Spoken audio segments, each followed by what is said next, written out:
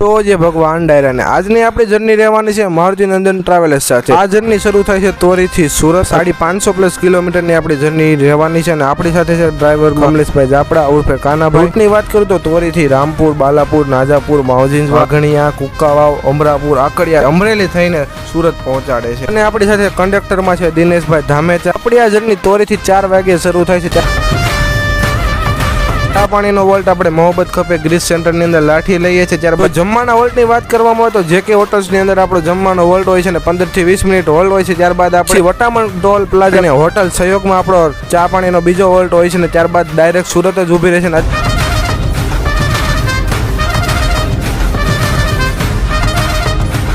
અત્યારે આપણે પૂગી ગયા છીએ બોરસદ ટોલ પ્લાઝા।